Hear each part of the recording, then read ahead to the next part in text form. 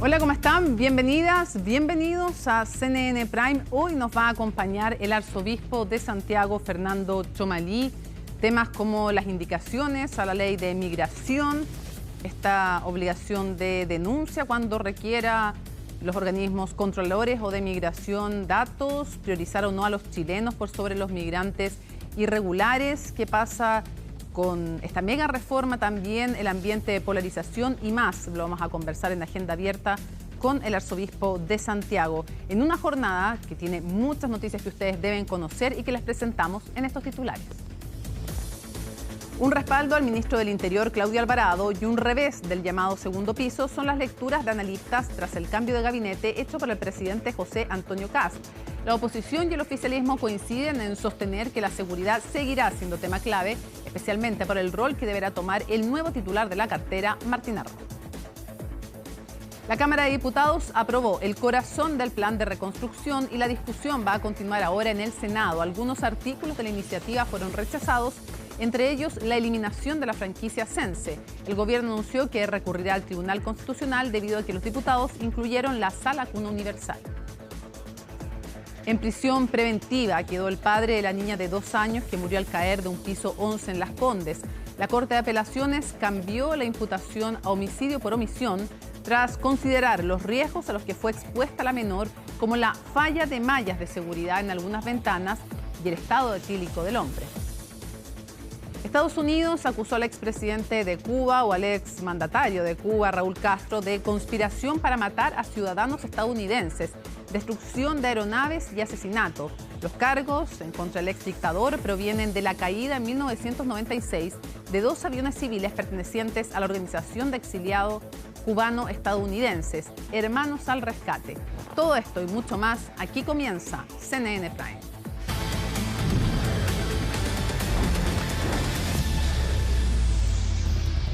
Con amplia mayoría, el proyecto económico del Plan de Reconstrucción Nacional fue aprobado en la Cámara en la Cámara Baja. Ahora pasa al Senado con algunos puntos que se van a revisar, como la incorporación de la Sala Cuna Universal. Natalia Muñoz nos cuenta. Aprobado. Triunfo para el Ejecutivo. Aprobado el corazón del plan de reconstrucción con amplia mayoría en la Cámara. Pasa al Senado con la iniciativa avisada en los ejes clave de materia tributaria. El gobierno se acercó a esta casa con una propuesta histórica para cambiar la historia de ahora en adelante y hemos recibido el día de hoy un respaldo también histórico que nos permite avanzar con confianza hacia el siguiente trámite en el Senado. Nos devuelve al país el entorno apropiado para aumentar las inversiones. Se incorporan en esta iniciativa $400 millones al Fondo de Reconstrucción y de esa forma el gobierno pueda reconstruir sus hogares y su vida pueda volver a la normalidad. Es que se logró aprobar la rebaja del impuesto a las empresas desde 27 a 23%, lo que fue criticado por la oposición y denominado como reforma a los superricos. No fue con nuestros votos. Este mal proyecto, como lo catalogaron alcaldes y alcaldesas de todo Chile, avanza al Senado sin nuestros votos. El riesgo fiscal por el forado que deja el bono a los superricos. El riesgo de que aumenten los recortes sociales que ya se están viviendo para paliar el déficit fiscal que deja esta reforma. Hemos aprobado un muy mal proyecto para Chile. La oposición ha rechazado esta ley de los superricos porque es una ley que le hace mal al país. Este es un proyecto que no genera empleo, es un proyecto que no genera crecimiento. Además, se aprobó la eliminación del pago de contribuciones para los mayores de 65 años en su primera vivienda, invariabilidad tributaria de 25 años y la reintegración del sistema en su conjunto. Hoy ha costado, efectivamente, pero hoy se ha hecho democracia. Esto es lo que quieren los chilenos. Que nosotros resolvamos nuestras diferencias votando, no dilatando, no obstruyendo. Hoy día nuevamente vimos cómo la izquierda radical presenta indicaciones inadmisibles, quiere intervenir en las atribuciones exclusivas del presidente de la República. Hemos tomado la decisión de apoyar que ese crecimiento tenga respeto por la propiedad intelectual y que ese crecimiento tenga respeto también por la capacitación de los trabajadores. Y por eso, para fortalecer el proyecto y para abrirle espacio a que fuerzas como el PDG pudieran apoyar este proyecto, es que lo hemos enriquecido con lo que va a ser una reforma a la franquicia del Sense. Lo que se rechazó es lo que se vería en el Senado: 4 artículos, 2 con respecto a la eliminación de la franquicia Sense, actualización de normas para compras públicas y la excepción al derecho de autor para el análisis masivo de datos. Además, el titular de Hacienda se abrió a incluir la sala cuna universal dentro del proyecto, anticipando reserva de constitucionalidad por parte del Ejecutivo y algunos parlamentarios. El gobierno desde siempre en su programa tiene el proyecto sala cuna en mente, siempre ha estado. Existe un proyecto hoy día en el Congreso, sin embargo la iniciativa propuesta acá, en este contexto, claramente es inconstitucional. Y así lo hemos representado y esperamos que esto se tramite por donde corresponde, que es en el proyecto en que está hoy día. Punto que se revisará en las comisiones de la Cámara Alta, que también verían bajar la invariabilidad tributaria de 25 a 20 años, en una discusión que ya se anticipa tensa. La devolución de impuestos se presenta como una alternativa interesante para invertir. ¿Qué mecanismos pueden ser los más convenientes? Se lo contamos en la siguiente nota. Más de 1 millón de personas recibió o recibirá en los próximos días la devolución de sus excedentes tributarios.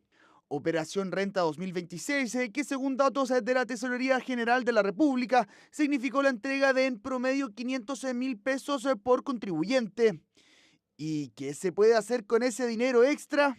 Primero, de la devolución de impuestos, las mejores alternativas que hay para invertir, yo diría, es invertir en seguros de vida con ahorro, o seguro de vida con ahorro en la función de APB. Después, si uno ya tiene cubiertas esas necesidades, diría que la otra alternativa que puede haber es meter en un fondo mutuo, en un ETF o en acciones si uno es más sofisticado. Mecanismos de inversión que son parte de la oferta que existe hoy en día y donde, según los expertos, hay algunos aspectos que hay que tener en cuenta antes de decidir. Desde el punto de vista de la planificación de estrategias de inversión, digamos, hay 2 factores que son siempre los más relevantes. Uno es el plazo, eventualmente cuál es el tiempo que ese capital puede estar invertido. Y el punto número 2 también relevante es el perfil de inversionista de cada una de las personas, digamos, que quieran acceder al mercado.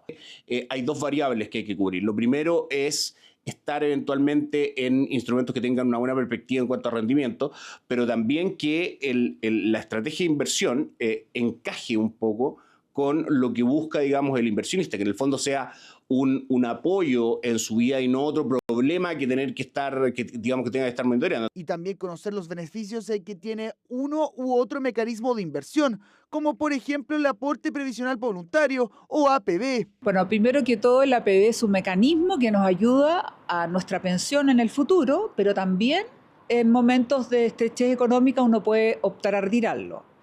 La mayor eficiencia es mantenerlo en el largo plazo, porque la ganancia de capital que se obtiene por el interés compuesto hace que esta inversión sea mucho más efectiva. Si uno la tiene por poco tiempo, bueno, pasa a ser una inversión no rentable, porque si lo hizo con rebaja tributaria, va a tener un castigo en el retiro, si es antes de estar pensionado, y por lo tanto va a pagar un sobreimpuesto. Y eso es absolutamente ineficiente. Opciones variadas para utilizar ese dinero extra que, sin embargo, a algunos contribuyentes aún no se les hace llegar. Es por eso que hay distintas recomendaciones al momento de seguir el estado de la declaración.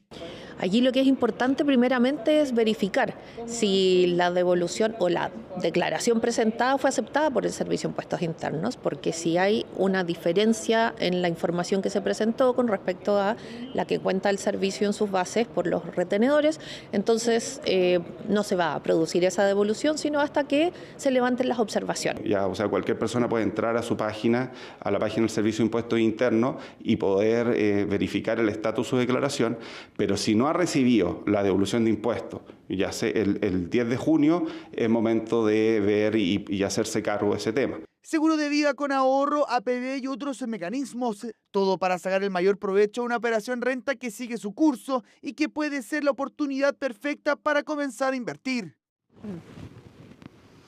El sorpresivo cambio de gabinete que realizó el presidente Kast y que dejó fuera a Mara Cedini y Trinidad Steiner, sorpresivo en cuanto al momento, ¿no? No solo modificó el diseño inicial del equipo ministerial, sino que además puso los ojos en el funcionamiento nuevamente del segundo piso.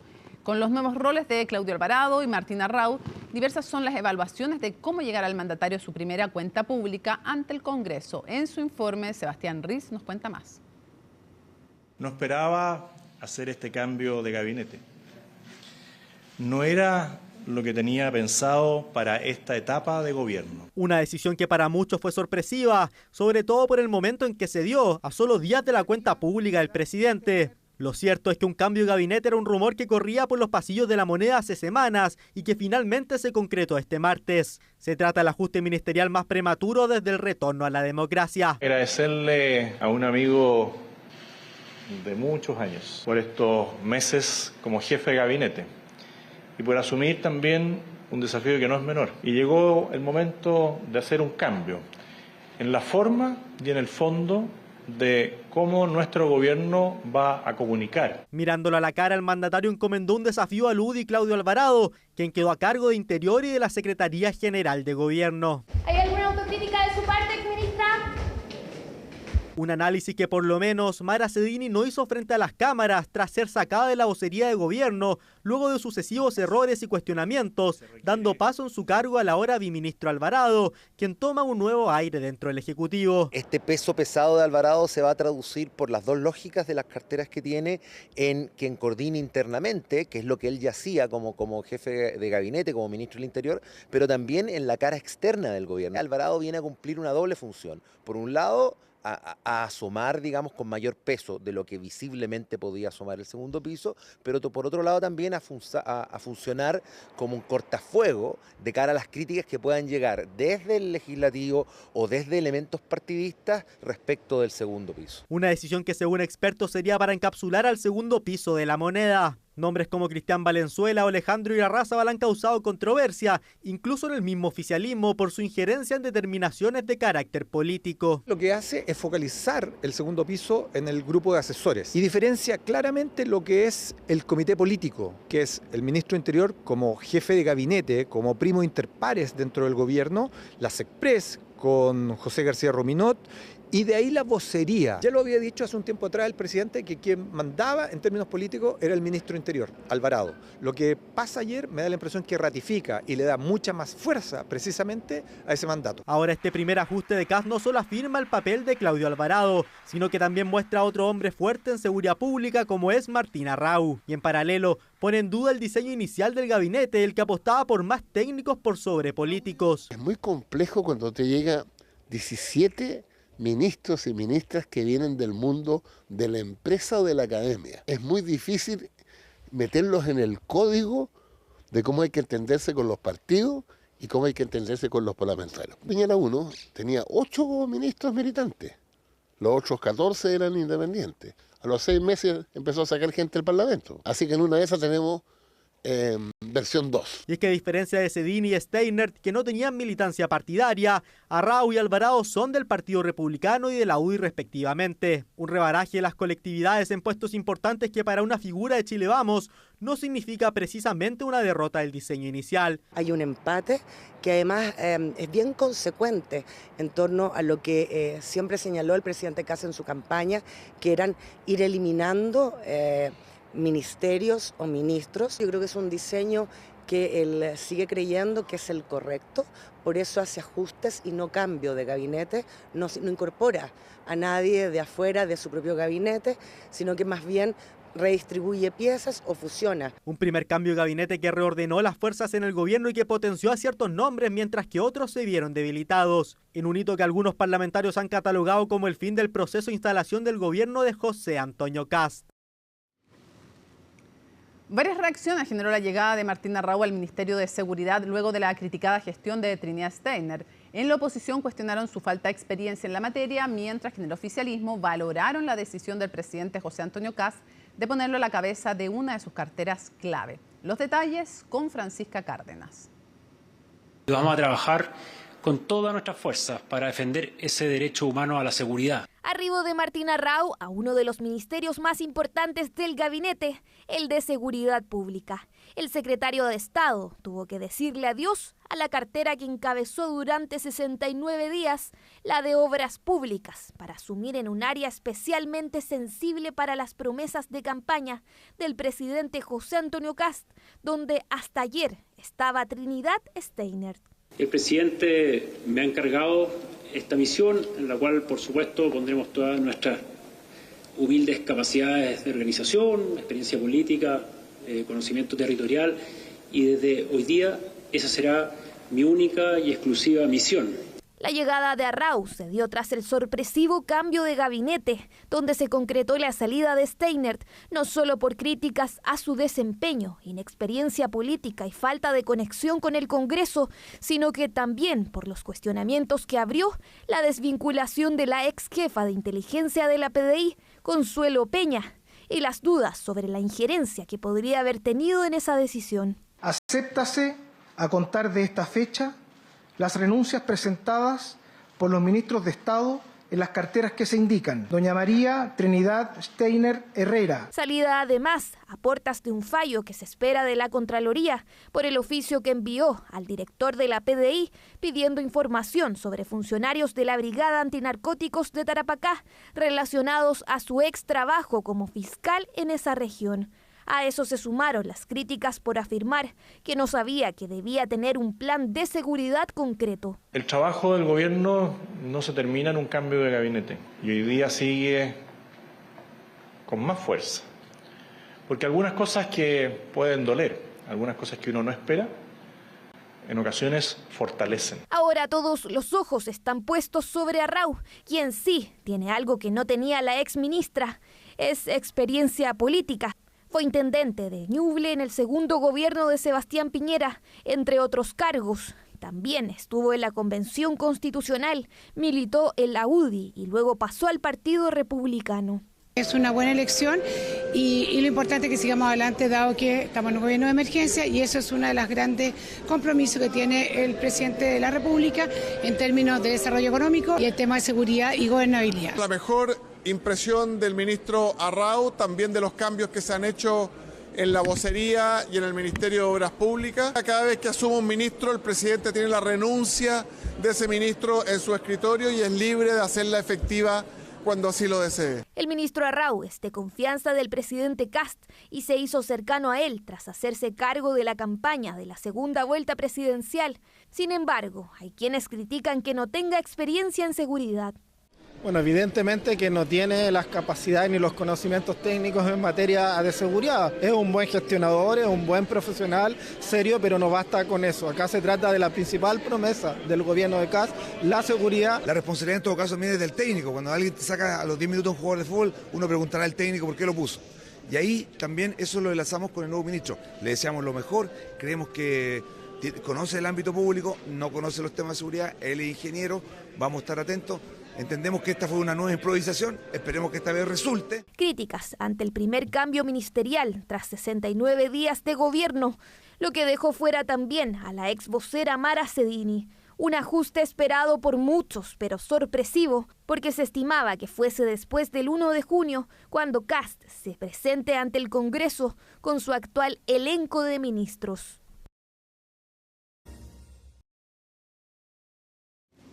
Bueno, nos acompaña en CNN Prime el arzobispo de Santiago, Fernando Chomalí. Muchísimas gracias por acompañarnos. A ustedes por la invitación. Gracias, Mónica. Vamos a hablar de contingencia, del ambiente país, pero antes quiero que nos cuente un poquito de una campaña que están realizando se llama Un Escritorio para Chile. ¿En qué consiste? ¿Quiénes van a ser y a quiénes van dedicados estos escritorios? Es muy sencillo. Estamos invitando a los estudiantes de diseño y carreras afines a que inventen, creen un escritorio para tantos niños que viven hacinados. En Chile el 13% de los niños viven hacinados y no tienen ninguna posibilidad de sentarse a estudiar. Estudian en la cama de muy mala manera, por lo tanto vamos a crear este concurso, vamos a conseguirnos recursos para financiar esto y lo van a hacer los internos de la cárcel de Santiago 1. Nosotros tenemos ahí una fábrica de muebles que le vamos a dar vida. Y la finalidad es que los jóvenes que estudian diseño vayan a los campamentos, sepan cómo viven los niños para crear algo interesante. Hay muchos interesados en llamado incluso fuera de Santiago, y yo sueño con una gran exposición de todos los talleres, con esa creatividad que tienen los jóvenes, y después el momento más maravilloso cuando los internos entregan esos escritorios que los reciben los papás con sus hijos. Yo creo ¿Van a tener que concursar los alumnos de diseño para el mejor diseño? Tienen que concursar, va a haber un muy buen jurado y vamos a elegir el mejor, el más práctico, donde van a tener que conocer la realidad de esos niños vulnerables. Así que ellos están muy entusiasmados, nos han llamado a varias partes, tenemos la primera reunión con los directores de las escuelas de diseño y afines, y creo que si cada uno aporta algo podemos hacer el país grande. El Papa Francisco decía que teníamos que dejar el habría que hacer, podemos escribir grandes tratados de cosas, es mejor que estos jóvenes se pongan a pensar en la práctica cómo mejorar algo tan relevante como el estudio, porque estar estudiando en un escritorio puede cambiar la vida en todo sentido a muchos jóvenes. En Concepción hicimos algo similar a menor escala y era muy emocionante el resultado que tuvo eso. Así que estamos en eso y la verdad que me gusta mucho estas cosas más prácticas, digamos, donde ven que es posible poner la inteligencia, la creatividad al servicio de los más pobres. Usted ha hablado en el último tiempo, monseñor, de una preocupación que tiene usted y probablemente muchos otros más, a raíz del debate de este megaproyecto de reconstrucción y reactivación nacional del clima de polarización del país. Bueno, la verdad que estamos viviendo un momento muy complejo donde el lenguaje es pobre, el lenguaje donde prácticamente no se respetan las personas y no distinguen lo que es ser un adversario político a ser un enemigo. Yo veo que hay muchos tips, muchas frases hechas para la prensa, pero no hay una reflexión profunda sobre lo que significa el ser humano. Y lo más triste de todo, que pareciera que ya da todo lo mismo. Eso es lo que más me preocupa. Hace una semana 3 ancianos murieron calcinados en un incendio en Renca. La noticia empezó ahí, pasó. Una niñita de 2 años del 11º piso cayó y murió, pasó. Balearon a tal persona, pasó. Todo pasa y nos vamos acostumbrando a una sociedad donde no nos detenemos a pensar qué estamos haciendo con el ser humano. Incluso lo que pasó en Calama, que fue terrible, también pasó. Y yo creo, voy a ser muy responsable en esto, que nosotros los adultos, con el modo como tenemos de tratarnos, no estamos dando un buen ejemplo a los jóvenes. Por eso que me invitó el presidente de la Cámara de Diputados a un almuerzo, nos reunimos 12 a conversar y yo les decía, mira, cada palabra, cada gesto, cada cosa que ustedes hagan tienen una relevancia educativa. Los procesos legislativos son educativos y los jóvenes tienen que aprender de los adultos cómo se llegan a acuerdos, cómo se llegan a consensos. ¿Los políticos qué ejemplo le están dando a los jóvenes? Bueno, es cosa de ver la televisión nomás, es cosa de mirar. Se tratan mal, se insultan, se retiran de la sala, hacen pequeños escándalos. Eso es vergonzoso y mucha gente me lo ha dicho. Mira cómo se tratan. Así que yo les pido, por favor, más serenidad. Y otra cosa, no se puede legislar cuando hay pasión. De hecho, San Ignacio decía que en momentos de pasión no conviene tomar buenas decisiones. Las decisiones se toman con reflexión, con pausa, pensando, meditando, estudiando, y yo creo que eso lamentablemente está muy ausente. ¿Cómo no van a ser capaces de decir no estamos de acuerdo en esto, dar razones convincentes en un tono positivo? Detrás de cada político hay una familia, hay una vida que tiene que ser respetada siempre bajo todo punto de vista. Y lo otro también, que hay que partir de una base que es muy fundamental, que es el principio de buena fe. Nadie puede pensar que cuando presenta un proyecto, cuando alguien propone otra cosa, cuando está en contra del proyecto, hay mala fe. El principio de buena fe es fundamental y sobre todo el principio de que nos representan. Fue una conversación muy interesante que tuvimos, la agradecieron mucho y yo creo que sería un gran signo de esperanza de que los conflictos, las miradas distintas que existen, sean tratadas de una manera humana. Ahora, Dentro de este megaproyecto, ¿usted tiene aprensiones con algunas de las propuestas? Por ejemplo, cuando se habla de contribuciones y se dice eximir a todos los mayores de 65 años, sin límite de patrimonio ni de recursos que uno tenga. ¿Cuál es la mirada de los impuestos, de las contribuciones también desde el mundo de la Iglesia? A ver, mira, de la Iglesia Católica, porque hay muchas yo pienso que sería tremendamente superficial y frívolo si opino sobre temas tremendamente técnicos de los cuales yo no tengo competencia, además que tampoco conozco en profundidad el proyecto. Por lo tanto, yo sería muy irresponsable. Lo que sí sé que los países crecen en humanidad, crecen en civilización cuando la gente comprende los impuestos como una posibilidad de colaborar en el bien común. Eso es muy importante y cuando siempre se privilegia a los más pobres. Las lecturas que yo hago son lecturas teológicas. Todo proyecto debe tender al bien común, todo proyecto debe privilegiar siempre a los más pobres. Ahora, ¿qué efecto tiene esas cosas? Tienen múltiples variables y yo sería superficial si opino respecto de ello. Pero usted no comparte el concepto de que los impuestos son un robo. No, yo no comparto eso, bajo ningún punto de vista. ¿Por qué? Porque el impuesto es la contribución que se hace a la sociedad por todo lo que es común. Lo que sí yo me meto a fondo es en el tema de aquellos que eluden impuestos, aquellos que se coluden, aquellos que evaden impuestos. Ese es impresentable porque un Estado de derecho, lo primero que hay que hacer es respetar la ley. Y si no estamos de acuerdo con la ley, tenemos la instancia para cambiarla, pero cada uno no puede decidir.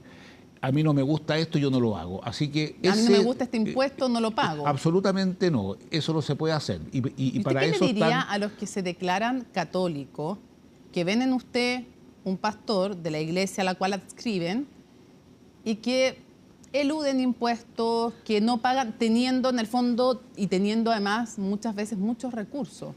A ver, la invitación mía, digamos, es que den un buen testimonio de cristiano y parte de ser buen testimonio cristiano es ser un buen ciudadano. Eso es evidente, o sea, sería totalmente contradictorio que una persona dijera yo soy católico y evade o elude los impuestos. Lo mismo sería contradictorio una persona que se declara católica y vota a favor del aborto. Es decir, yo tengo que ayudar con argumentos, con paciencia, a que haya una coherencia entre lo que somos, decimos, creemos y hacemos, pero eso nos puede tomar toda la vida. Acaba de tocar ahí un tema que es relevante, porque en Chile existe una ley de aborto en 3 causales. ¿A usted le parece que incluso haber votado a favor de esas 3 causales, siendo una posibilidad, no una obligación para ninguna mujer acudir a ella, siendo casos tan extremos como riesgo de vida de la madre, inviabilidad fetal, ¿usted cree que en esos casos, o violación, en esos casos un católico igual debería haber votado en contra? Absolutamente, absolutamente, y la razón es muy sencilla. Nosotros en su momento explicamos claramente que eran una ley absolutamente innecesaria. Cuando una mujer que tiene situaciones dramáticas espantosas, soy el primero en compartir eso, es decir, aquí no se puede ser tan frívolo de decir de que no pasa nada cuando hay una violación, cuando un niño está enfermo, etcétera, pero esas personas bien cuidadas, bien queridas, bien respetadas, bien atendidas, lo último que piensan es en el aborto. Eso está demostrado. Nosotros tenemos muchos lugares donde acogemos a estas personas y las cuidamos. Yo creo que se equivocaron y yo me alegro que no esté en tabla la ley de aborto libre y me alegro también que no esté en tabla tampoco con tanta urgencia el tema de la eutanasia, porque creo que nos ayudan a una sociedad donde todos nos reconocemos con igualdad de dignidad y que todos tenemos el derecho a la vida. Pero también reconozco que hay situaciones muy complejas en las cuales la gente se siente muy angustiada, muy sola, y en ese sentido nosotros como Iglesia promovemos la compañía, el cuidado, y lo hacemos a través de nuestras instituciones. Yo entiendo, o sea, como razonamiento de lo que usted dice respecto del aborto, no quiere decir que lo comparta, pero entiendo el razonamiento que usted hace respecto al aborto, pero un adulto respecto a la eutanasia, ya que usted mismo la mencionó, ¿por qué un adulto no tiene derecho, si es que estamos hablando de un adulto, no estoy hablando de un menor de edad, si está en pleno uso de sus facultades, ¿por qué no tiene derecho a decidir en qué momento poner fin a su vida si es que, por ejemplo, está en medio de dolores que son insoportables, cuando hay veces en que ya no hay cuidado paliativo que elimine dolores que son horrorosos? Por ejemplo. A ver, yo conozco el caso muy de cerca de personas muy queridas que padecieron enfermedades muy graves. Hoy día, gracias a la ciencia, a la tecnología, el dolor está tratado. Y una persona bien cuidada, incluso al final de su vida, jamás va a pedir la eutanasia. ¿Por qué? Porque el principio de... Que sí la piden, señora, a pesar de estar bien cuidado. El principio de sobrevivencia es un principio básico de todo ser humano, incluso cuando se está enfermo. Nosotros tenemos la Fundación La Rosa, tenemos muchas personas postradas durante años, bien cuidadas, jamás han pedido terminar con su vida, y menos que lo haga otro. Además que es la negación misma de la tarea del médico, que la tarea del médico es cuidar, consolar, aliviar, pero nunca eliminar a un ser humano inocente. Además, sería muy terrible de que el Estado crea que cada uno pueda decidir respecto a su vida, porque alguien podría decir, yo no le encuentro sentido a mi vida. Alguien podría decir eso, yo no le encuentro sentido a mi vida, yo le pido al Estado, como yo no quiero suicidarme, yo le pido al Estado. Ahora, usted sabe que esto es para otros casos. Al Estado que lo haga. Bueno, pero si es la autonomía, eso tendría que pensarse en todos los casos. Nosotros creemos que los seres humanos somos seres sociales, que nos debemos los unos a los otros, y en todas partes del mundo donde se ha aprobado la eutanasia, en definitiva, es una respuesta contundente a una sociedad que es incapaz de preocuparse de los más débiles. Incluso más, en algunos países se habla del costo económico que significa tener a una persona postrada, y ese es justamente el utilitarismo en el cual estamos. Ahora, de nuevo, es importante decir que la ley de eutanasia que se ha discutido no abarca esos aspectos que usted estaba mencionando, no se ha puesto dentro de los argumentos, para no cargar a los parlamentarios que están a favor. Nunca han dicho que es por el cargo que significa tener a alguien postrado, ni nada de eso, para que no se entienda que usted está diciendo que los parlamentarios están en Chile argumentando a favor de la eutanasia porque sea un costo tener a alguien postrado. Digo, para que no se entienda. No, pero estoy aclarando eso para que no se piense lo que está diciendo. Pero en muchas partes del mundo, a personas de cierta edad y con ciertas patologías no le hacen los tratamientos que le harían a una persona más joven. Pero eso no es eutanasia. Pero de alguna manera te hace ver que las personas valen en la medida que producen. Y en la medida que no producen... Aquí la justificación tiene que ver con la autonomía, el dolor y la decisión de cuando alguien ya no soporta un dolor, por ejemplo, y no quiere seguir viviendo. Pero toca avanzar en otros temas porque hay tantos temas que le quiero preguntar. Uno de los temas es, y que usted ha hablado muchas veces sobre migrantes, un tema que le importa, al cual se ha dedicado bastante. Y quiero preguntarle en general, pero quiero algunas cosas en específico. En el Senado se está discutiendo y ha avanzado una modificación a la ley de migraciones y que dice lo siguiente, lo leo para quienes no lo sepan en sus casas, comillas, se podrá priorizar la distribución de atenciones médicas y la cobertura del sistema educativo en favor de nacionales frente a extranjeros en condición irregular. Entonces, separemos tema salud de tema educación. En el tema de salud no sería entonces necesariamente la gravedad lo que implicaría a quien atiendo, sino que primero los chilenos y después migrantes en condición irregular. Y esto implica adultos y niños. Mira, ¿qué le parece esa indicación? Mira, o sea, esa indicación. A una persona enferma no se le pregunta ni su nacionalidad, ni cómo llegó, ni qué es lo que pasó. No se le debería preguntar. No, es que no se le pregunta, porque la dignidad del ser humano es anterior a su nacionalidad, a cómo llegó, a la razón por la cual está enfermo, no se le pregunta. Hay una relación médico-paciente que tiene que ver con el etos médico, que es cuidar, sanar, etc. Por lo tanto, esa indicación no es adecuada, va en contra del juramento hipocrático y evidentemente que genera serios problemas también desde el punto de vista sanitario. De hecho, acabo de leer hoy día la declaración del de los infectólogos, la Sociedad de Infectología, donde plantea que sería terrible que una persona que está con una enfermedad que pueda generar contagio, por temor a ser deportado, denunciado o lo que sea, no vaya a un centro de salud. Lo único que va a generar... pero no estamos pasando a la siguiente indicación. Yo le estaba preguntando por esta, la primera, pero que implica en general, pero priorizar en el fondo a los chilenos por sobre un migrante irregular en la salud, por ejemplo. Inaceptable, porque la priorización en salud es por gravedad. O sea, para priorizar en salud, lo primero es la gravedad y la urgencia de cada paciente. No se le puede preguntar de dónde vienen y qué es lo que es, etcétera. ¿Qué tendría si se hiciera esto desde el punto de vista ético? Lo que pasaría es una cosa muy sencilla, que mucha gente por temor no iría y moriría, contagiaría a otro, y lo que es peor, se generaría un centro de salud paralelos, por así decirlo, donde no habría ningún control sanitario, lo cual sería un problema. Mira, hay cosas que son intocables.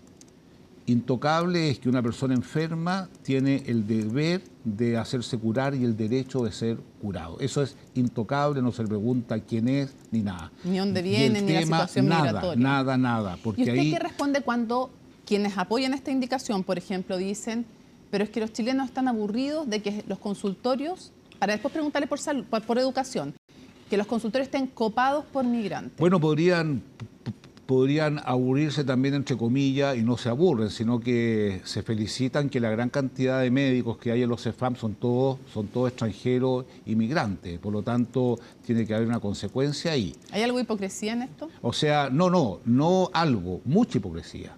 Hay mucha hipocresía, que hay migrantes que tienen estos RUT provisorios, pagan impuestos, pagan ISAPRE, son excelentes trabajadores, preocupados de sus hijos, de su familia, etcétera, y sin embargo están terriblemente atemorizados porque migratoriamente no están adecuados. Y a mí lo que me da más pena es que estoy seguro que muchos de los que son más duros con los migrantes sucede que tienen a su mamá que la está cuidando una persona de otro país, y yo los invito a que vean un poco la realidad chilena, que vayan a los sectores más populares para que vean quiénes están atendiendo a esas personas, que vayan al recinto custodiado de mejor niñez, donde las profesoras son todas venezolanas que atienden a los niños con un cuidado.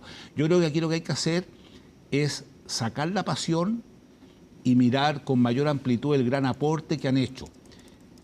Y creo que si se hace eso, incluso desde el punto de vista económico, lo que significa desde el punto de vista económico, social, etcétera, creo que las cosas cambiarían. Déjeme preguntarle por el área, usted me habla del área de salud, educación. Ya. Después vamos a ir a la segunda indicación, que es otro tema también interesante. Pero va todo junto. Yo sé que va todo junto, pero tiene consecuencias diversas.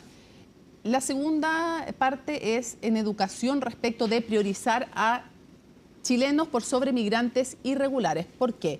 Se dice, por ejemplo, son catalogados niños, hijos de migrantes en situación irregular, son catalogados como más vulnerables y por lo tanto a veces, entre comillas, en los jardines infantiles, porque en las escuelas la verdad es que no parecieran faltar ahí cupos, pero son en jardines infantiles catalogados por delante de los chilenos. Y no queremos priorizar en el fondo a un migrante irregular por sobre un chileno, darle una categoría de vulnerabilidad mayor. Mira, tú me vas a perdonar, Mónica, pero castigar a un niño por el anhelo de su padre, de su madre, de buscar una mejor vida, de llegar a Chile, haya llegado como haya llegado, me parece que todo el concepto de civilización cristiana sencillamente queda en nada. A las personas más vulnerables son a las que más hay que cuidar. Ese es el punto de partida. Hay espacio para todos. En Chile tenemos una natalidad de menos de 1, por lo tanto es mejor mirar en el largo plazo, y lo más terrible de todo, que hoy día quienes estigmatizan a estas personas después las vamos a necesitar.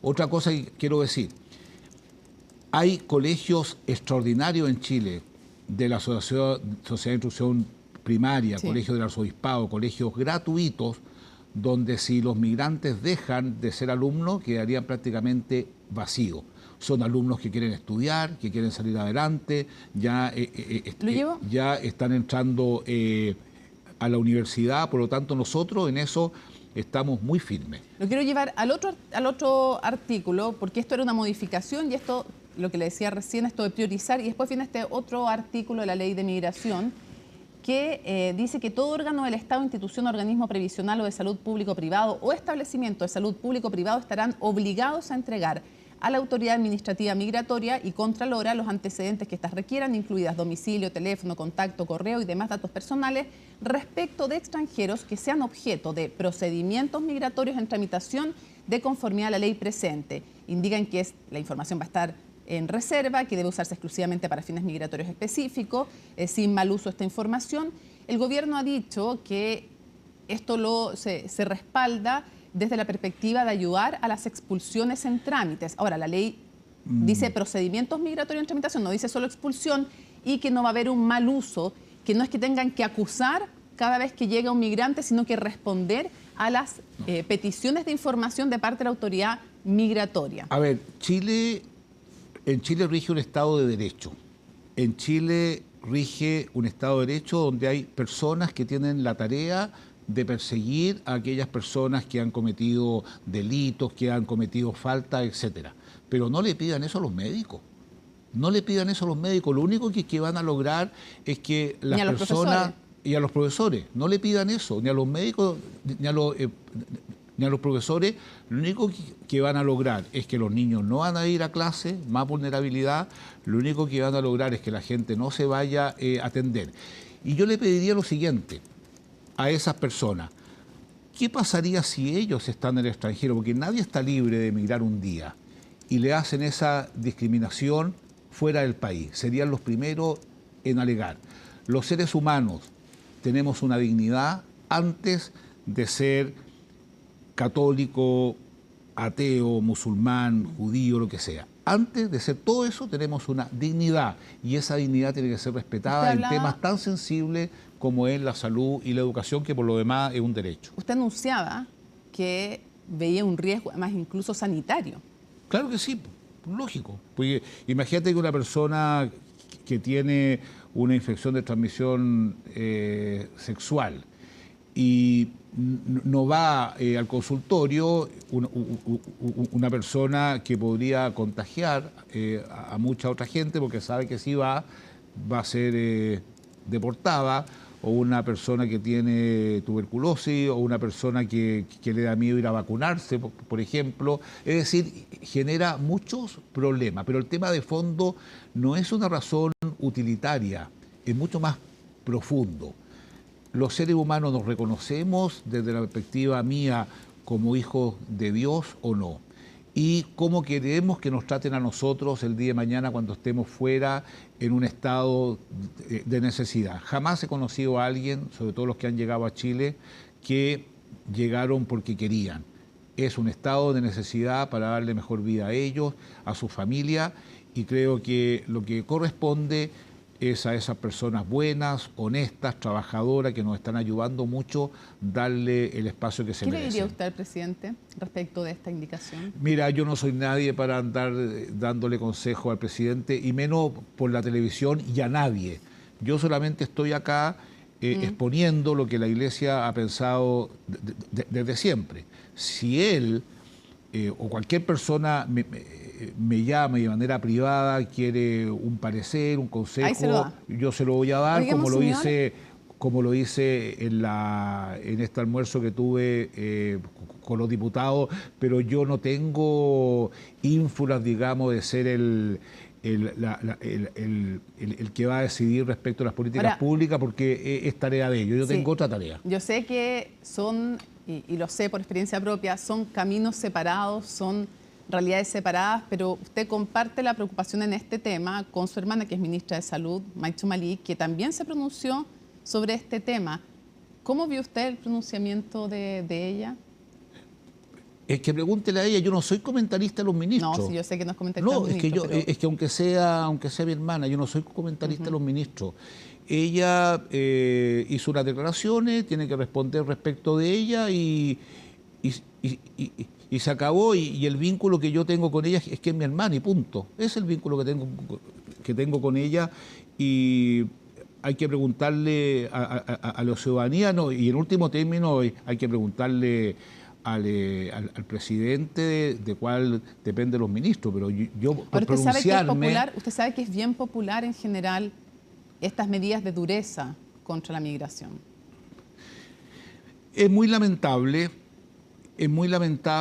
porque de alguna manera es el reflejo de que nos falta mucho más sabiduría en Chile. Estamos demasiado marcados por la contingencia, por el tips, por el eslogan, por la frase hecha, y nos falta una reflexión más de largo plazo, de 30, 50 años, y creo que si hacemos esa reflexión nos vamos a dar cuenta que los problemas son otros. Los problemas es, ¿qué pasa? Que en Chile 44% de los jóvenes dicen que ellos se autodefinen que no sirven para nada. Eso es un problema social gravísimo.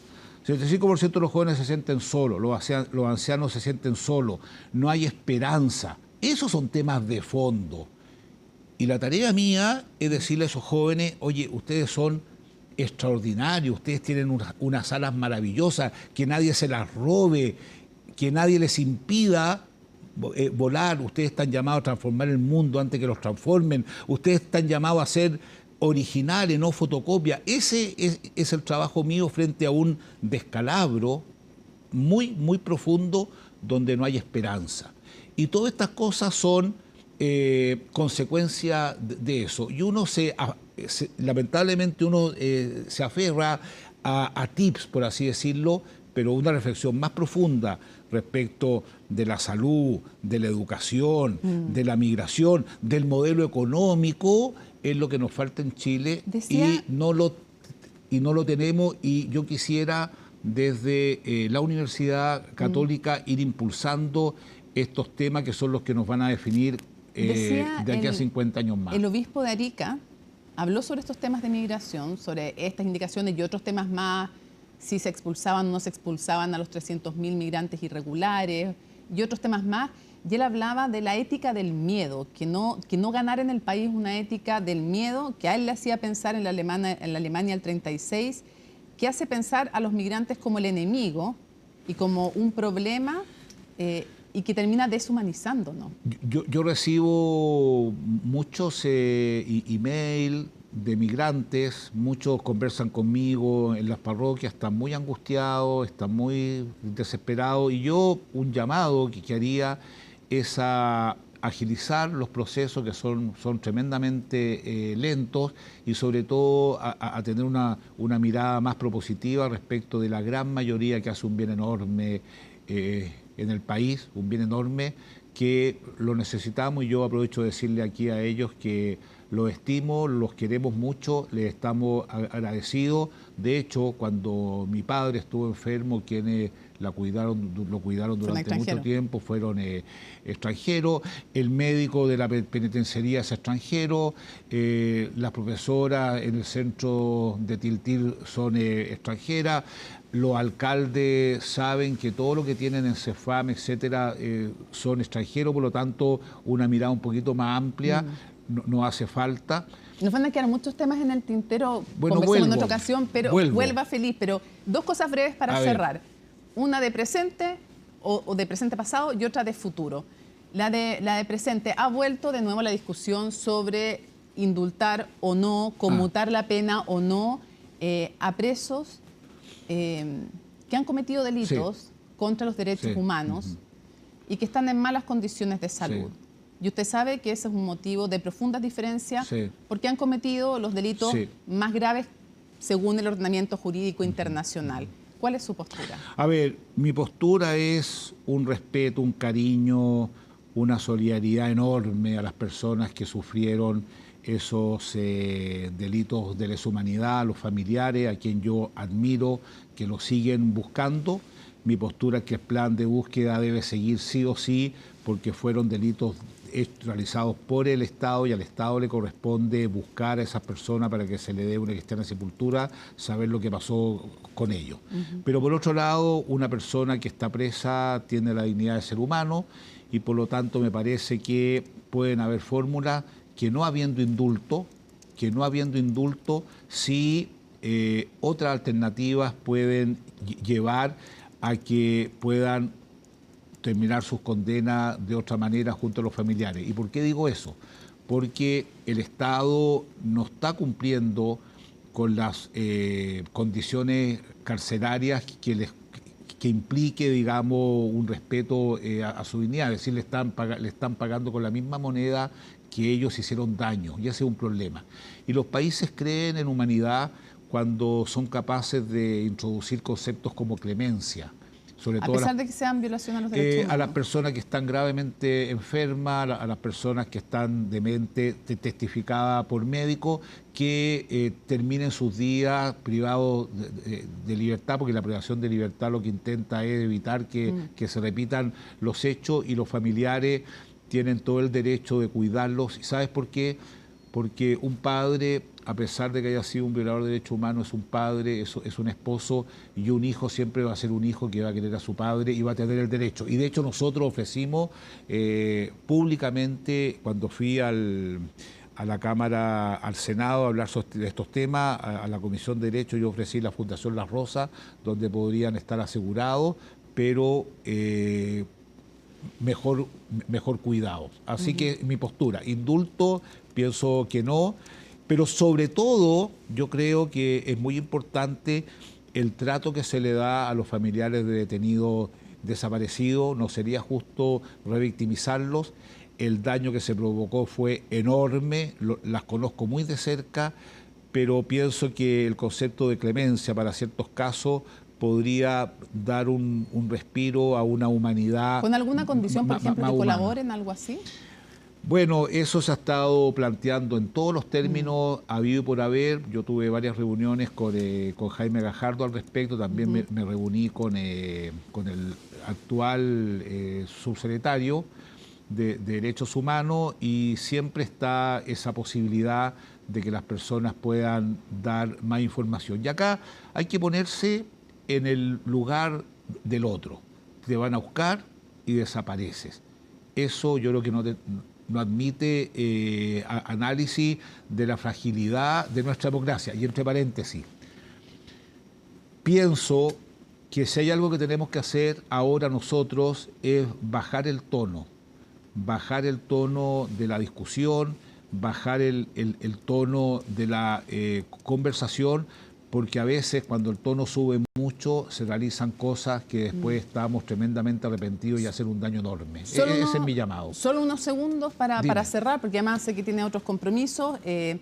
Viene la primera encíclica del Papa y es sobre inteligencia artificial. Una breve reflexión sobre ese tema que es súper candente en varios ámbitos de la realidad, entre otros respecto al derecho de propiedad intelectual y otros. Cuando el Papa fue elegido, después de todo ese proceso maravilloso del cónclave, tuve la gracia de comer en la misma mesa de él, y le pregunté por qué se llamaba León XIV. Y él me dijo, León XIII fue el que impulsó, digamos, una reflexión en torno a la revolución industrial, y yo quiero impulsar una reflexión en torno a la inteligencia artificial porque va a cambiar el cosmos. Él está muy preocupado de lo que va a pasar y va a tratar en su encíclica de rescatar lo auténticamente humano que podría perderse. Va a cambiar el modo como nos vamos a relacionar los seres humanos, va a cambiar el tema del trabajo, que es la clave de la cuestión social. Es decir, es un cambio, y él, desde su estatura, digamos, moral, intelectual,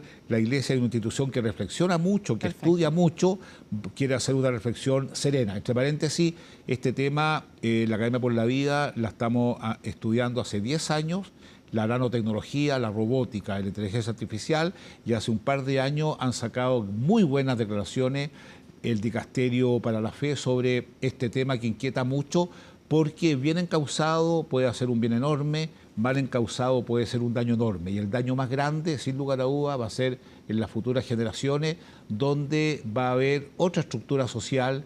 Ya no va a ser la estructura social derecha, izquierda, todo eso se va a acabar. Va a ser la estructura social manipulado y manipuladores y manipulados. Y por eso este llamado profundo a ser uno, a no perder la identidad, a no perder el concepto de dignidad y a valorar lo más fundamental que tenemos los seres humanos, que es la capacidad de amar y de ser amado y la capacidad de trabajar para colaborar en el orden de la creación. Monseñor Chamalí, muchísimas gracias por venir a CNN Prime con agenda abierta para hablar de hartos temas. Muchísimas gracias. No, el agradecido soy yo de una tribuna como esta. Muchas gracias. Bueno, la Corte de Apelaciones de Santiago decretó prisión preventiva para el padre de la menor de 2 años que murió tras caer de un piso 11 en Las Condes cuando estaba a su cargo. Los detalles con Juan Cristóbal Chato. Jorge Constanzo, padre de la menor de 2 años que falleció tras caer de un piso 11 en Las Condes, deberá ingresar a prisión preventiva. Así lo determinó la 8ª Sala de la Corte de Apelaciones de Santiago después de que la Fiscalía apeló a la resolución del Tribunal de Garantía que cambió el tipo penal imputado a uno con menores penas. El pasado lunes, la Fiscalía pretendía formalizar el delito de homicidio por omisión con dolo eventual, pero tras el relato de los hechos y el debate, el tribunal determinó que sería un caso de cuasi delito de homicidio. La diferencia, además de tener penas mayores o menores, radica en el peso que le tomó el imputado a las eventuales consecuencias de su presunta negligencia. En esa línea fueron los argumentos de la Fiscalía y los querellantes quienes lograron revertir la situación y, en consecuencia, agravar la cautelar a prisión preventiva.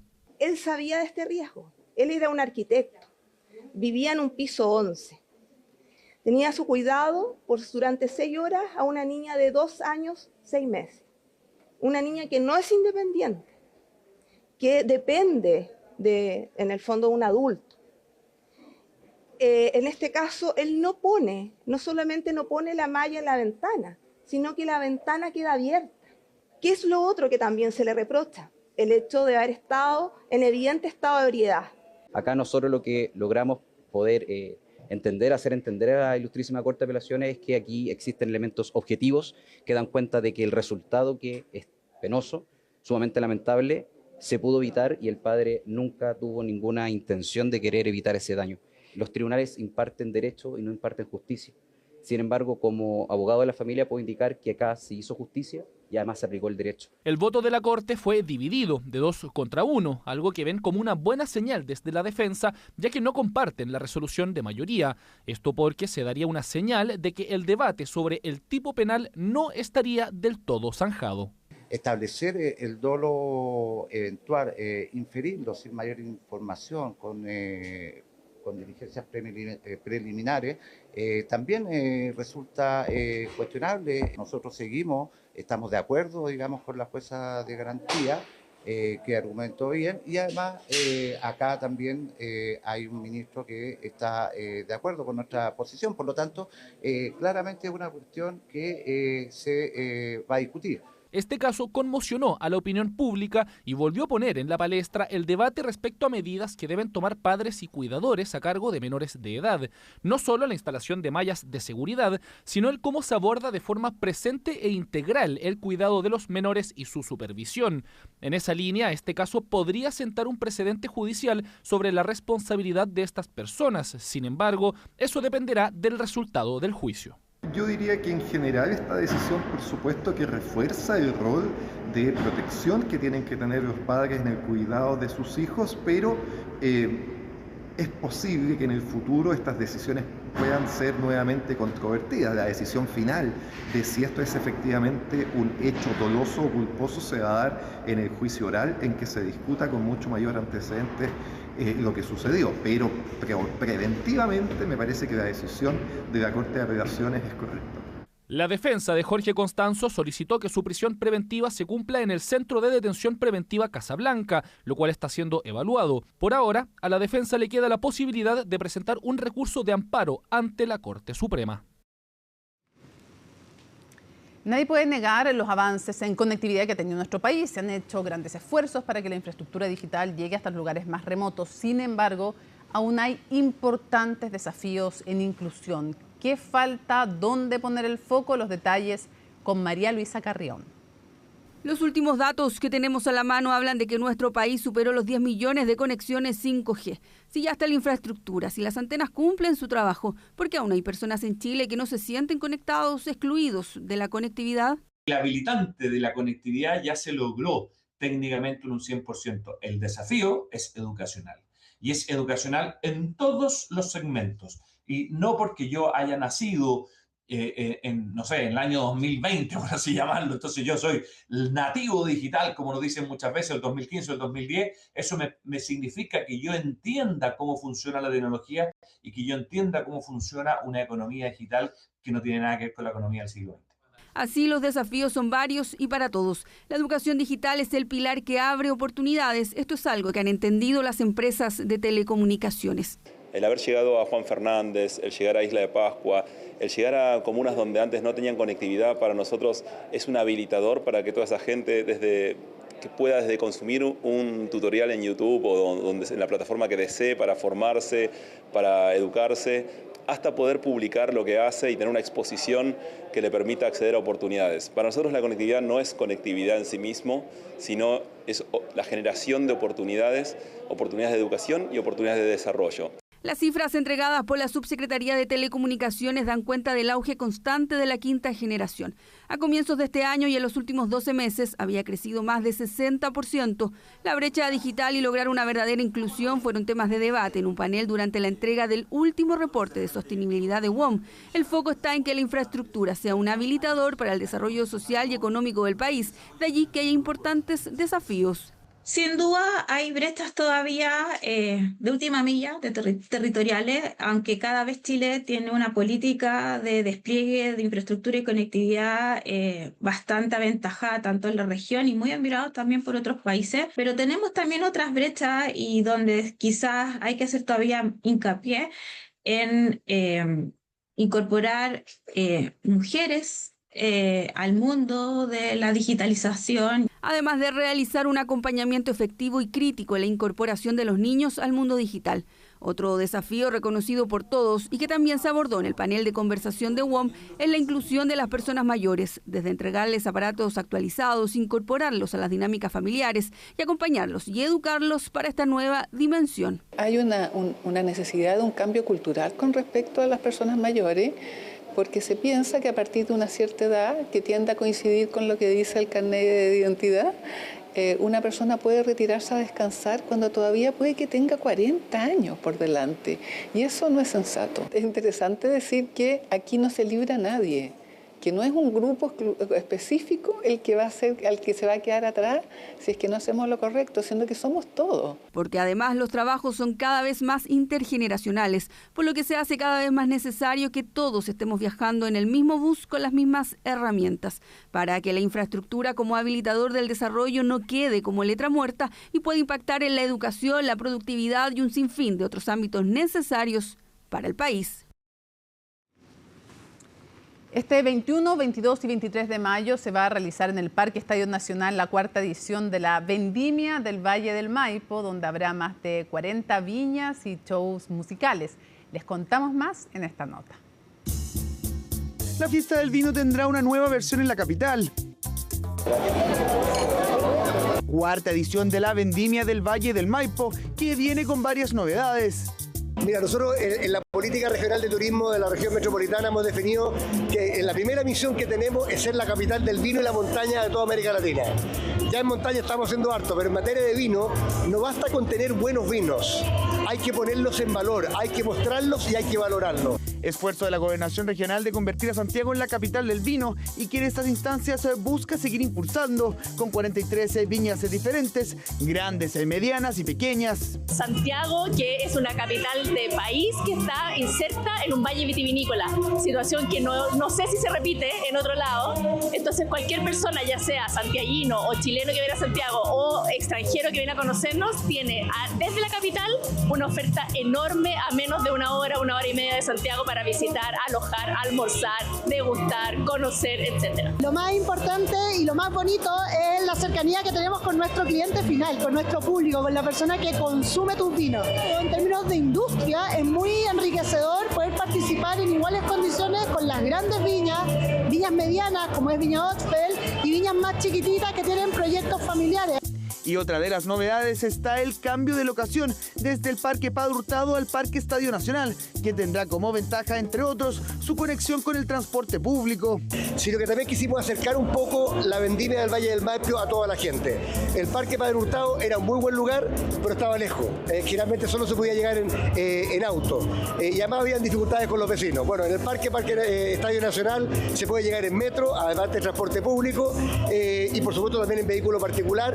Está diseñado para que pueda albergar mucha gente sin generar problemas a los vecinos. Situación perfecta para aprovechar los 13 días de fiesta con los mejores vinos de la zona y también con grandes artistas nacionales. Tenemos a los Jaima, tenemos a los Tres, tenemos a María José Quintanilla y además tributos de AC/DC, Los Prisioneros y los Beatles, y una oferta especial para la juventud que es Guerreras K-Pop, el día sábado 23 a la Unité. Entonces tenemos buena comida, tenemos buena música, tenemos la oferta turística de las 52 comunas de la región metropolitana y por supuesto el vino, que es el invitado de honor. La invitación está hecha este 21, 22 y 23 de mayo desde el mediodía hasta las 22 horas en el Parque Estadio Nacional, con entradas gratuitas con previa inscripción en vendimiadelmaipo.cl. Para la degustación de vinos se venden tickets entre 11.000 hasta 21.000 pesos, en donde se incluye la copa. Fiesta de la vendimia que se toma a la ciudad, buscando establecer a Santiago como la capital del vino en la región. Muy buenas noches, partimos la revisión de las noticias internacionales en Conexión Global y vamos a comenzar en Cuba porque hoy formalmente el Departamento de Justicia de Estados Unidos imputó de distintos cargos a Raúl Castro, hermano de Fidel Castro, expresidente también de la isla, ahí lo vemos en imágenes. Se trata de una acusación formal por el derribo de 2 avionetas de la organización Hermanos al Rescate en 1996. Ya veníamos adelantando que Estados Unidos estaba analizando entonces imputar cargos a Raúl Castro, pero hoy entonces formalmente ya fue imputado y esto ocurre en medio entonces de la tensión que hay entre Estados Unidos y Cuba. Específicamente el derribo de estos aviones de Hermanos al Rescate ocurrió en 1996 y provocó la muerte de 4 personas, entre ellos 3 estadounidenses. Hermanos al Rescate es una organización de pilotos voluntarios que realizaba vuelos de búsqueda y rescate de cubanos que escapaban desde Cuba hasta Estados Unidos. Fue en ese marco entonces que cuando Raúl Castro era ministro de Defensa se derribó estas 2 avionetas. Pasemos a revisar los cargos en específicos entonces que le imputa al Departamento de Justicia a Raúl Castro. Tenemos una gráfica ahí, la vemos para revisar los cargos. Se trata en primer lugar de conspiración para matar a ciudadanos estadounidenses. Hay 3 ciudadanos que murieron entonces en el derribo de estos aviones. También la destrucción de una aeronave y el tercer cargo es de asesinato. Raúl Castro tiene 94 años, está pronto a cumplir los 95 años, lo va a hacer el próximo 3 de junio y esto entonces es la última acción que realiza Estados Unidos en medio de la crisis entre ambos países. Está también el bloqueo al suministro de combustibles a la isla que comenzó tras la captura de Nicolás Maduro. De todas maneras, Donald Trump dijo que si bien esto es una buena noticia, principalmente para los cubanos exiliados, de todas maneras, él descarta por ahora escalar la situación. Pasemos a revisar cuál fue la reacción de los cubanos en Miami, entonces, tras conocerse esta noticia de la imputación de cargos a Raúl Castro. Bueno, con música, banderas en alto y también cantos, estamos aquí en la pequeña Habana viendo a muchos cubanos exiliados tocando sus bocinas y celebrando, ya que ellos consideran un alivio al ver que ya oficialmente el gobierno de Estados Unidos y el Departamento de Justicia presentó una acusación formal en contra del gobernante expresidente de Cuba, Raúl Castro, y 5 más implicados por el derribo de esas avionetas del grupo humanitario Hermanos al Rescate que buscaban a muchos balseros, incluso 5.000 de esos cubanos buscando en aguas internacionales cruzar cruzaban aguas para llegar aquí a Estados Unidos buscando un mejor futuro. Tenemos a muchos de estos ciudadanos que se sienten, bueno, con muchas emociones, por supuesto. Aquí tengo a una de ellas que está cantando y que ella está aquí presente. Cuéntame cómo te sientes al escuchar esta noticia el día de hoy. Súper emocionada, pero creo que la verdadera justicia va a ser cuando Cuba esté libre, cuando todos los presos políticos estén fuera de las prisiones y de las mazmorras castristas, que es lo que queremos, que la gente de Cuba tenga comida, tenga medicina, tenga libertad para poder elegir, que puedan trabajar, que no dependan de una dictadura absurda que los oprime y los presiona todo el tiempo.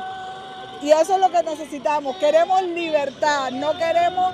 Lo que le pedimos al presidente Trump es una intervención militar ya, porque la gente se está muriendo, la gente está en los hospitales sin medicina, sin comida, sin nada, y se están muriendo. Bueno, ese es el sentir de muchas de las personas aquí en Miami, buscando que se haga algún tipo de acción por parte de Estados Unidos. Ya vimos estos cargos formalmente en contra de Díaz, de Raúl Castro y posiblemente también otros implicados. Nosotros estaremos muy pendientes a lo que vaya a suceder en los próximos días y semanas. Carolina Peguero, CNN, Miami. Desde Cuba, el gobierno cubano rechazó esta acusación y dijo que es meramente una acción política. Vamos a cambiar de tema y nos vamos ahora a China, donde Vladimir Putin cerró su visita de 2 días a Beijing, que ocurre una semana después de que Donald Trump viajara también a este mismo lugar. La postal es muy parecida a lo que vimos cuando fue Donald Trump, fue casi el mismo recibimiento, pero las dos visitas son distintas. Rusia es un aliado de China y de hecho Vladimir Putin le dijo al presidente Xi que un día de separación se siente como 3 otoños. Es una frase que se utiliza en China. Otoños es para dar a conocer entonces el paso del tiempo, y habla entonces de la amistad entre estos dos presidentes. Se han visto en más de 40 ocasiones y esta es la visita número 25 que realiza Putin a Xi en Beijing. De todas maneras, si bien se firmaron acuerdos comerciales, no lo hizo Xi con Donald Trump. No se habló o no se concretó nada respecto del gasoducto que planea construir Rusia hacia China a través de Mongolia. Es un proyecto bien importante para Vladimir Putin, sin embargo no hubo un acuerdo concreto respecto de eso. También Xi criticó la guerra con Irán que mantiene Estados Unidos, sin embargo no dijo nada respecto de la invasión rusa a Ucrania, que ya entró en su 5º año. Pasemos a revisar qué dijeron ambos mandatarios en esta visita. Como miembros permanentes del Consejo de Seguridad de la ONU, China y Rusia deben asumir con firmeza sus responsabilidades como grandes potencias, defender la autoridad de la ONU y la equidad y la justicia internacionales, oponerse a toda forma de intimidación unilateral y a los actos que revierten el curso de la historia, y oponerse especialmente a todos los actos provocadores que niegan los logros de la victoria en la Segunda Guerra Mundial e intentan rehabilitar el fascismo y el militarismo. Debemos promover conjuntamente la construcción de un sistema de gobernanza mundial más justo y equitativo. El presidente de la República Popular China y yo hemos intercambiado opiniones sobre cuestiones internacionales de actualidad. Esto ha dado lugar a la adopción de una declaración conjunta en la que reafirman los planteamientos fundamentales que comparten nuestros países. Y lo que es más importante, Rusia y China mantienen políticas exteriores independientes y autónomas, colaboran en estrecha asociación estratégica y desempeñan un importante papel estabilizador en la escena mundial. Trabajamos juntos por la paz y la prosperidad universal. Bueno, ¿y qué dijo Donald Trump al ver estas imágenes? Dijo que no cree que su ceremonia haya sido tan brillante como la que le dio el presidente Xi al mismo cuando lo visitó la semana pasada. Pasemos a revisar qué dijo Donald Trump. What do you make of President Xi meeting with Putin this week? Well, he told me he was going to. I think it's good.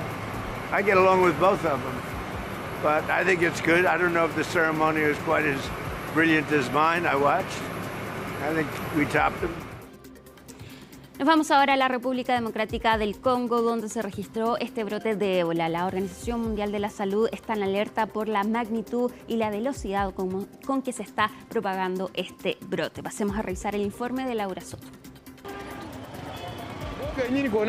Me da miedo contagiar a mi familia porque me paso todo el día transportando gente. Me da miedo morir. Eso es lo que más me aterra. Esta enfermedad es muy peligrosa. La última vez mató a mucha gente y hemos oído que ha reaparecido, lo que nos asusta mucho. Pedimos al presidente de la República y a sus colaboradores que encuentren una solución definitiva para el ébola, porque el ébola está regresando para matarnos a todos. El temor ha vuelto a las calles de la República Democrática del Congo. En ciudades como Bukavu, al este del país, los habitantes ya se preparan para una posible expansión del nuevo brote de ébola que está afectando a parte de su territorio. Aún sigue vivo el recuerdo de la última epidemia por esta enfermedad que devastó a la nación entre 2018 y 2020, dejando miles de víctimas fatales. A primera hora del domingo declaré una emergencia de salud pública de importancia internacional debido a la epidemia de ébola en la República Democrática del Congo y Uganda. Esta es la primera vez que un director general declara una emergencia de salud pública de importancia internacional sin convocar previamente a un comité de emergencia. El líder de la Organización Mundial de la Salud manifestó su profunda preocupación por la magnitud y velocidad de la epidemia. Y es que a diferencia del brote anterior, que involucró a la cepa Zaire, la más común y letal del ébola, este fue provocado por la variante Bundibugyo, mucho más inusual y sin una vacuna aprobada para combatirla. Diría que nuestra preocupación por este brote es bastante alta. Se trata de Bundibugyo, una cepa de ébola con la que solo hemos tenido un par de brotes históricamente, por lo que tenemos menos experiencia con ella. Pero creo que nos preocupa que se comporte como el ébola que conocemos bien. Está ocurriendo en un entorno que resultó realmente difícil en 2018 y 2019. La misma rareza de la cepa influyó en la demora en la detección del brote. El primer caso sospechoso conocido se registró el 24 de abril en la provincia de Ituri, el epicentro de la epidemia ubicada al noreste del país. El 5 de mayo, la OMS recibió una alerta sobre una enfermedad desconocida con alta mortalidad en aquella región, pero fue recién el 15 de mayo cuando se confirmó que el brote era causado por la cepa Bundibugyo tras una investigación. Los conflictos armados que afectan a esa zona complican aún más las labores de los trabajadores sanitarios y fomentan la propagación por la población desplazada.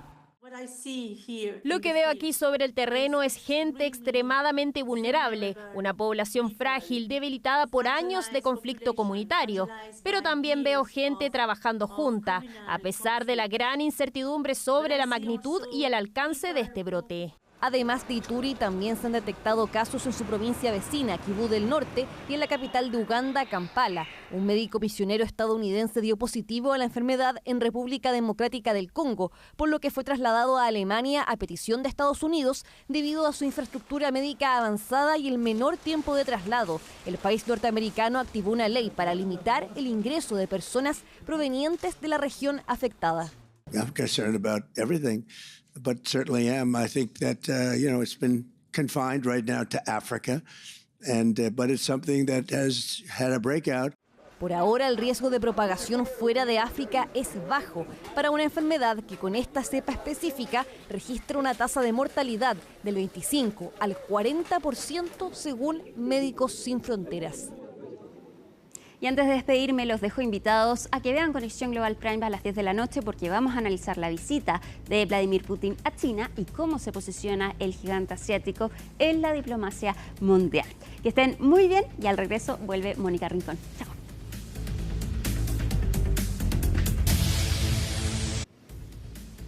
Bueno, termina CNN Prime, pero como es miércoles de Conexión Global Prime. Así es que no se lo pierdan con Alicia Contreras y, por supuesto, luego Última Mirada con Fernando Paulsen. Para quienes nos preguntan, la entrevista a Monseñor Chomalí ya está en nuestra página web y en nuestras redes sociales. Miércoles 20 de mayo, así estuvo nuestro país y el mundo. Somos CNN Chile. Buenas noches.